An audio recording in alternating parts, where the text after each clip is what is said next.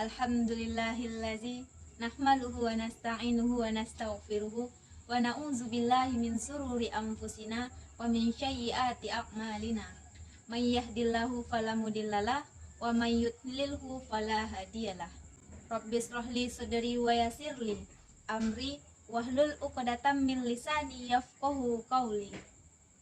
Qala Allah ta'ala fil Qur'anil Karim. A'udzu billahi minasyaitonir rajim. Bismillahirrahmanirrahim. Ya ayyuhallazina amanu kutiba alaikumusiyam kama kutiba alal ladzina min qablikum la'allakum tattaqun. Shadaqallahul azim. Amma ba'du. Pertama sekali, marilah kita ucapkan rasa beserta syukur kita kepada kehadiran Allah, yang mana Allah telah melimpahkan rahmat beserta karunia-Nya kepada kita semua, sehingga kita bisa melaksanakan aktivitas-aktivitas kita, aktivitas di dunia untuk menuju akhiratnya Allah. Allah telah memberikan kita nikmat waktu, nikmat kesehatan, nikmat rezeki, semua yang kita rasakan pada saat sekarang ini. Selawat serta salam tidak lupa pula kita kepada kehadiran ruh yang jujur lagi terpercaya, penolong orang-orang tak berdaya, penakluk orang-orang zalim, pemimpin orang-orang bertakwa, yang mana beliau adalah penutup para nabi, penuh kasih sayang dan nasihat seluruh alam. Beliau juga cahaya kebenaran yang nyata. Kepada beliau telah mengeluarkan dunia dari hinanya keterbelakangan dan kebodohan menuju kemajuan dan ketinggian akal pikiran, dari bid'ah, khurafat dan kesesatan menuju kemuliaan, hidayah dan kehormatan. Dan kepada beliau yang telah mensejahterakan dunia, yakni Nabi besar Muhammad sallallahu alaihi wasallam. Sesuai hadirin rahimakumullah, sesuai dengan ayat yang saya bacakan di mukadimah tadi, yang mana di dalam surah Al-Baqarah ayat 183 yang bunyinya ya ayyuhallazina amanu kutiba alaikumusiyam kama kutiba alal ladzina min qablikum la'allakum tattaqun. Hadirin rahimakumullah, bulan Ramadan adalah bulan yang penuh berkah. Semestinya kita di bulan ini mengencangkan ikat pinggang dan untuk melebihi semangat membaca serta merenungkan isi Al-Quran Al-Karim. Merenungkan isi Al-Quran hendaknya mendapatkan porsi yang lebih dari aktivitas umat muslim di bulan suci ini. Mengingat hanya dengan inilah umat Islam dapat mengembalikan peran Al-Quran, hanya dengan inilah pedoman hidup dan panduan jalan yang benar. Sesuai dengan Quran surah Al-Baqarah. A'udzu billahi minasyaitonir rajim. Bismillahirrahmanirrahim. Syahrul Ramadhanal-ladzi unzila fihil Qur'an hudal linnasi wa bayyinatin minal huda wal furqan. Bulan Ramadan adalah bulan-bulan diturunkannya Al-Quran. Al-Quran adalah petunjuk bagi manusia dan penjelasan mengenai petunjuk itu, dari pembeda antara yang hak dan antara yang batil. Usaha yang mulia yang bisa dinilai dari sebuah ayat yang sering dibacakan dan sering dihafalkan oleh hafiz dan hafizah, dan sudah sering diumumkan, yang sudah sering diingatkan oleh ustadz dan ustazah kita di masjid, di kalangan sekitar kita, yang mana tadi surat Al-Baqarah. Di sini kita kupas satu persatu penjelasan ayat tersebut, yang mana kita bisa mencapai takwanya Allah di bulan ini.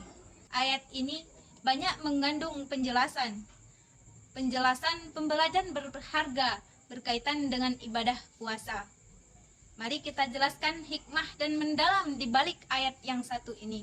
Ya ayyuhallazina amanu, wahai orang-orang yang beriman, Dari lafaz ini diketahui bahwa ayat ini madaniyah yang diturunkan di kota Mekah setelah hijrahnya Rasulullah Shallallahu Alaihi Wasallam.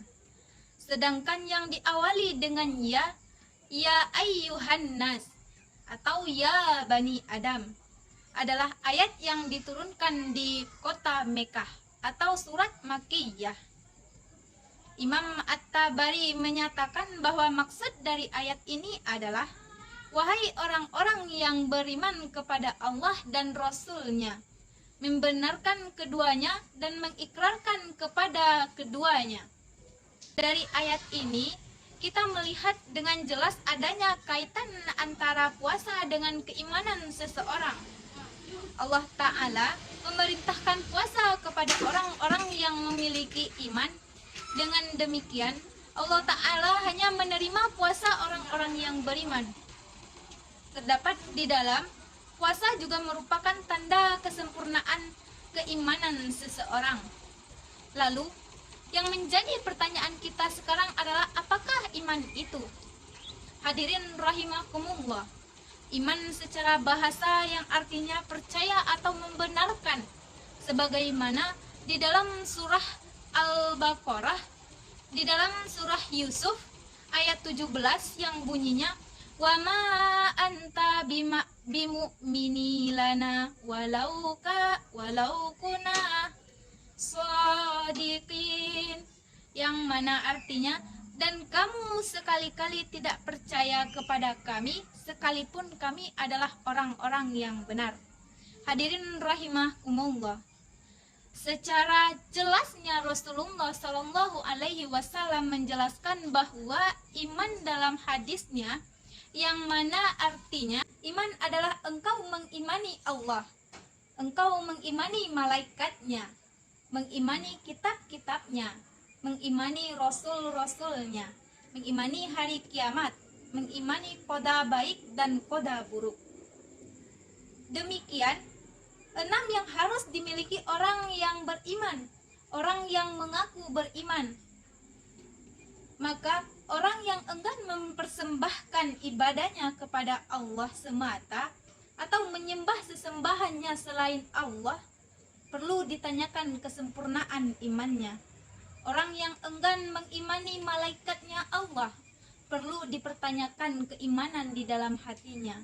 Orang yang enggan mengimani para rasul, enggan mengimani para nabi, enggan mengimani kitab-kitab, dan enggan mengimani hari kiamat, perlu dipertanyakan iman di dalam dirinya. Hadirin rahimakumullah, namun jangan kita mengira bahwa iman itu sekedar iman, sekedar percaya di dalam hati. Imam Syafi'i menjelaskan bahwa yang artinya, setahu saya telah terjadi ijma para sahabat serta para tabi'in bahwa iman itu berupa perkataan, perbuatan, dan niat. Jangan menguraikan selain salah satu pun dari yang 3 hal ini. Dengan demikian dapat dibenarkan orang yang mengaku beriman namun tidak melaksanakan sholat, enggan membayar zakat, dan amalan-amalan lahiriah lainnya. Rahimakumullah, sebagaimana kita ambil sebuah contoh, seorang wanita yang mengatakan, walaupun saya tidak berjilbab, namun hati saya tetap berhijab. Jika iman seorang wanita tersebut memang benar, dia akan menampilkan, tentu hatinya yang berhijab akan ditunjukkannya secara lahiriah, yaitu memakai jilbab, memakai busana muslimah dengan benar. Oleh karena itu pula, puasa sebagai amalan lahiriah merupakan konsekuensi sebuah iman. Lanjutkan dengan ayat selanjutnya, kutiba alaihikumusiyam, telah diwajibkan atas kamu berpuasa. Al-Qurtubi menafsirkan ayat ini sebagaimana Allah Ta'ala menyebutkan wajibnya qisas dan wasiat kepada orang-orang yang bermukallaf pada ayat sebelumnya.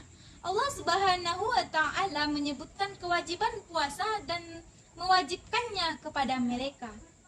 Tidak ada perselisihan pendapat mengenai wajibnya.